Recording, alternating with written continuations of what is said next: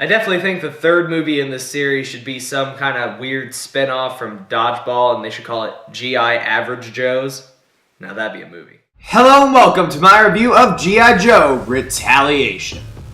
So in G.I. Joe 2, we reunite with our long-missed character Duke, played by Channing Tatum, and Roadblock, played by Dwayne "The Rock" Johnson, and they're leading their little squad of G.I. Joe people, and they're going in to infiltrate Cobra because they want to steal some nuclear weapons or something, but that doesn't matter, because upon completing a mission successfully, Cobra comes in and wipes them all out, and in the process, Channing Tatum as Duke is killed, and it's pretty much is left to The Rock and two other soldiers played by DJ Cortana and Adrian Palicki to finish the job and retaliate against the people who did this to them.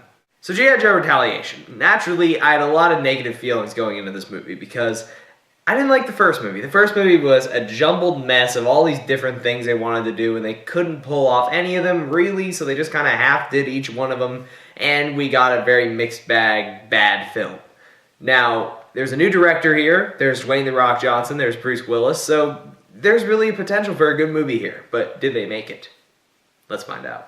The best thing this movie has going for it is, without a doubt, Dwayne "The Rock" Johnson. This guy is charismatic as hell. There's just no getting around it. He is likable, he's fun to watch on screen, he's imposing in the action scenes, and he's great to watch and has a good camaraderie with the other actors, try as they might to ruin it. And, you know, he's just a great action star that I feel like he's degrading himself by being in this movie, but he still does a good job. Also, I like the tone that new director John M. Chu brings to the table. Unlike Stephen Sommers' overly ridiculous, kind of dumb and crazy tone, he wants to take a more realistic-ish, like there's still some fantastical elements in it, but kind of more grounded tone with G.I. Joe, and it actually really helps the film and makes it feel like there's a lot more consequence and a lot more organic situations going on. The problem with this movie is that John M. Chu and the screenplay consistently spend the entire movie shooting themselves in the foot. The movie starts out on a great note. You've got Channing Tatum and The Rock doing their mission together, and shockingly, their camaraderie together is excellent and hilarious, and it's the only time that I can really feel Rhett Reese and Phil Warnick's of Zombieland's screenplay words coming out on screen. Their chemistry is great. They get genuine laughs out of the audience just because their interaction is so organic. And then they kill Channing Tatum off. And so you've just got The Rock and these two other guys who are just kind of bland as paper and don't really have an arc or anything to really do. DJ Cortana and Adrian Palicki do okay, I guess. It's not really their fault that they were given bland characters. They try their best, but they don't really do that great just because they're not given anything to do. And that is the same for Bruce Willis, who unfortunately shows up midway into the movie only to kind of smirk at the camera and not really do a whole lot. And that's unfortunate because Bruce Willis could have been that replacement for Channing Tatum.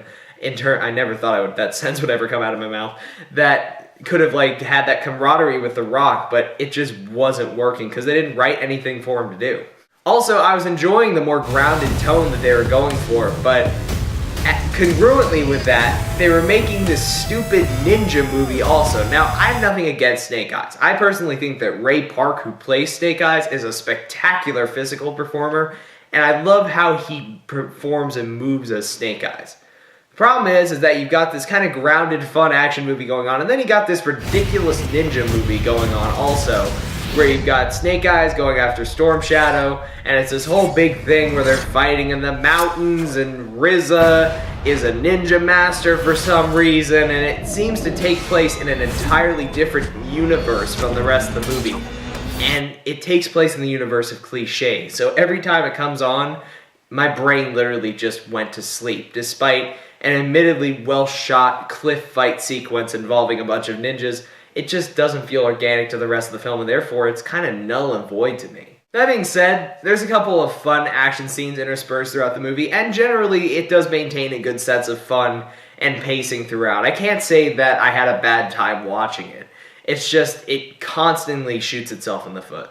Overall, I have to say I did enjoy G.I. Joe Retaliation more than the original, despite all of the flaws that it has. It has a better cast of characters, even though that's not saying much, but still. It's got a more grounded tone that actually makes the thing watchable, and it's a likable movie. It has a sense of humor about itself. It's not trying to be campy so much as it is just trying to make a good action movie and then have a sense of humor on top of it, which I appreciated.